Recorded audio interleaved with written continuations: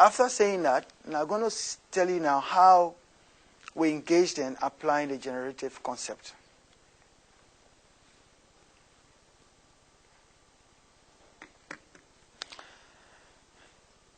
I run a program called FICT, Families in Cultural Transition. Before meeting Andrew last year, we had a funding from DOCS.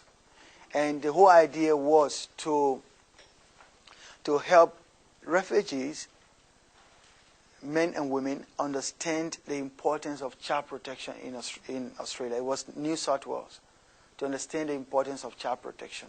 Because there were lots of issues in relation to refugees and how they're doing child abuse, etc. DOCS was taking a lot of their kids, and there was a need to do a general education child protection. And then we were provided with a whole lot of information. And as we all know, that in a mainstream system, there's certain information you provide people when you're telling them about child protection, isn't it? So if just help me, I just want someone to tell me just one or two examples. If you are sent to provide information on child protection, what are the most important things you start with? How do they do it? Can someone just help, just for the sake of... Usually when you have projects about child protection, how is it run and what the message is and how is it delivered? It's delivered in a very expert, there's no grey areas, this is how it happens, no choice, these are the boundaries, this is what you can do, this is what you can't do. Yes, that's one example, that's true. And the experts that come, they know about it, it has been planned, it has been organized, they come and tell you. But what are some of the main points they tell you? How do they do it? What are some of the things? They tell you in Australia, you don't do this, you don't do this, you don't do this. You don't smack a child here, and the child has a right, and the child has certain needs, physical, emotional, psychological. They go through all of those. That's why. So we're provided a lot of this information. But we found that it was very difficult to pass this information because the person you're talking to, it has a whole lot of things, a thick wall that we need to pass through to access them, to even make them to start thinking. These things were not clear yet. So when we learn about the generative concept, then our way of applying it was to see how do we find out from these people what is most important to them in relation to their children, and how we can make use of that importance so that we all can be on the same level. That was a key point. What is important to them in relation to their children, and how we can join in partnership with them in fostering those things that they are interested in for their children. So the first group we applied on was a Sierra Leonean group.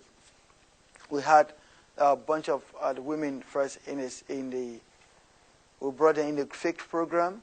We did our normal program as usual. The day we came to do the child protection one, we usually invite someone from DOCS to come to attend the section to do question and answers. And then there was a topic that we started with, and the topic was, what is a child? What is a perfect child? What is a perfect mother or mother? What is a perfect father? We had all the discussion finished, and we came to the child. What is a perfect child? And then people were answering a different way. Then we came in with the next question. We said, okay, who all want to see their children succeed in Australia? Who wants their children to succeed in Australia? Everybody said they want their children to succeed in Australia. Before we asked this question, these questions were not moving. And we stepped back, we said, who wants their kids to succeed in Australia? Everybody wants their kids to succeed in Australia. Then the next question was we focused on success. What is success then? Discussion started. He goes to school, he graduated from school, he got a good job, he married and settled. Everybody said yes, he became enthusiastic. Okay, but how do you get success? I say he goes to school, he learns, etc. We're trying to push them to come to all this legal issue, because child protection issue is a law and order issue. There's no way about it. You have to know it and do it the way the government wants you to do. So we want them to know the child needs the child has a physical need, emotional need, psychological need, etc. That's we want to come back to those things based on the curriculum of docs. But how to carry them along in that what they're interested in and what they want their kids to be in the future, that's how we're trying to do. So we keep asking questions back and forth until someone says, for my child to be successful, even in the school, I need to do something. Oh, so that's it. What do you need to do? Oh, I need to be part of it to help. So how can you help? Are you understanding the trend of discussion? We know what we want to do. We know where we want to get at. But we're making use of what they already know, what they're interested in, the guided way to go to where we want to get at. So we are in partnership with them in going to achieve what we want to achieve. It's not about we the expert you come in. Although you have your expertise, that lies in the law and order matter. That is a legislation about child protection. What you need to cover it. There's no way. And you're not going to treat an African differently from or someone from any part of the world. You come to Australia, you have to follow the law.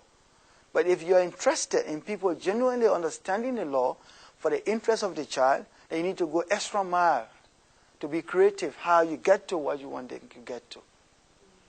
So that's how we make use of the generative concept. So that first day, before the end of the day, we had a long thing on the board. We arrived at, okay, the child needs physical needs. We went through what are all the things you can provide a child that can achieve the physical needs. They talk about how the child be clean. They talk about how they can pay special attention to what the child wears and all the many things. And in fact, some of the issues they talk about, we're thinking how we could introduce that, because there was a report, some African kids go to school, they were very dirty. And the parent didn't take care of them at all.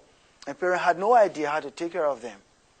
Children would go, they had very bad body odor, things like that. So, and it was through that generative concept or approach that we were able to discuss these very controversial issues in a very simple way. Now, as usual, that's what I do. I will stop. As I said, nothing I'm saying here that you don't know about. So let me now listen to you. Let's discuss if you have any other comment so that other people can learn from what you've got to say from what I just said. So thank you very much.